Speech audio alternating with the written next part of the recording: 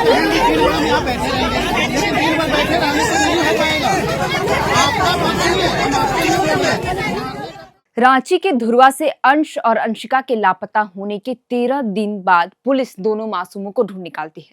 फिर ओरमांझी से 12 वर्षीय कन्हैया को भी 2 महीने बाद कोडरमा से सकुशल बरामद किया जाता है। लेकिन उसी दिन यानी कल कोडरमा से 13 वर्षीय अभिनंदन कुमार राणा अचानक लापता हो जाता है और 24 घंटे के भीतर उसका शव झाड़ियों के पीछे छत विक्षत हालत में पाया जाता है।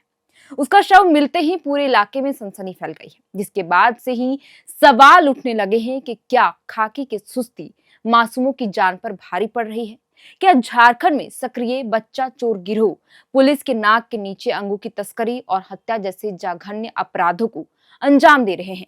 ये सवाल आज हर उस माता पिता के जहन में है जो अपने बच्चों को घर से बाहर भेजते हुए डर रहे हैं। और इसी बीच आज सुबह कोडरमा से सामने आई 13 वर्षीय अभिनंदन कुमार राणा की मौत मामले में पुलिसिया कार्रवाई पर सवाल खड़ा कर दिया है। और आज की इस वीडियो में हम इसी पर विस्तार से बात करने वाले हैं। झारखंड के विभिन्न जिलों में बच्चों के गायब होने का सिलसिला अब थमने का नाम नहीं ले रहा है।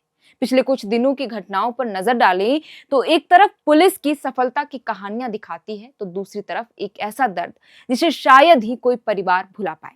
रांची के धुरवा से लापता हुए अंश और अंशिका को पुलिस ने 13 दिनों की कड़ी मशक्कत के बाद सुरक्षित ढूंढ निकाला। इसी तरह ओरमांझी का 12 वर्षीय कन्हैया जो पिछले 2 महीने से लापता था, उसे भी कोडरमा से कल बरामद किया गया। जैसा कि मैंने आपको शुरुआत में ही बताया, इन मामलों में पुलिस की तत्परता की सराहना भी हुई, लेकिन नियति को कुछ और ही मंजूर था।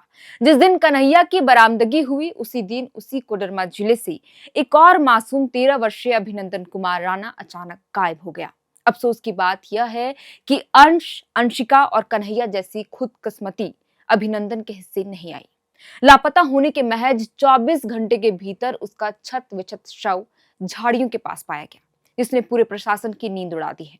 वहीं उसका शव मिलते ही ग्रामीणों में आक्रोश है। आज सुबह ही सड़कों पर ग्रामीण सैकड़ों की संख्या पर उतरकर न्याय की गुहार लगा रहे हैं, क्योंकि 24 घंटे के अंदर ही अभिनंदन का शव छत विक्षत हालत में पाया गया है। अब देखना होगा कि प्रशासन इस पूरे मामले में क्या कुछ करता है।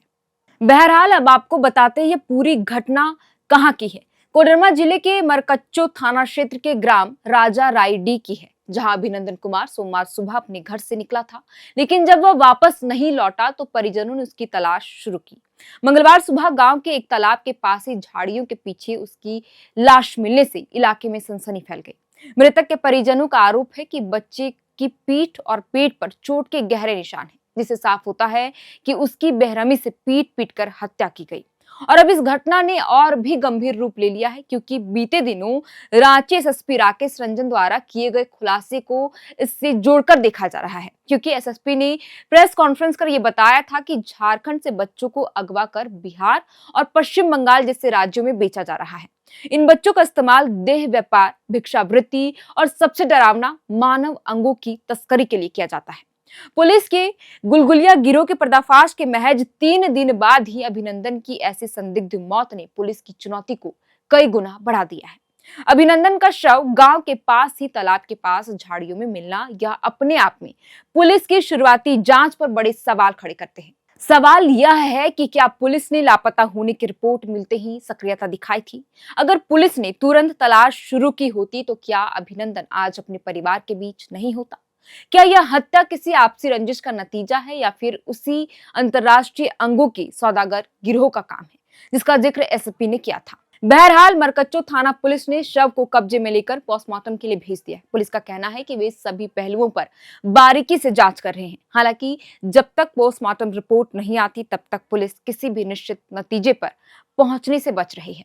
इस जघन्य अपराध के बाद राजा रायडी गांव में शोक के साथ साथ भारी आक्रोश है। ग्रामीणों का कहना है कि अगर अपराधी इतने बेखौफ है कि घर के पास ही मासूमों की हत्या कर रहे हैं तो आम जनता कहां जाए? परिजनों का रो रो कर बुरा हाल है। फिलहाल पोस्टमार्टम रिपोर्ट और पुलिस की अंतिम जांच पर ही पता चल पाएगा कि आखिर 13 वर्षीय अभिनंदन कुमार के साथ क्या हुआ था। इस मामले में जो भी नया अपडेट सामने आएगा हम आपके साथ जरूर जानकारी साझा करेंगे। फिलहाल के लिए इस वीडियो में इतना ही। आप देख रहे थे एयर नाउ और मैं हूं आपके साथ श्रेया रतन। बहुत बहुत शुक्रिया।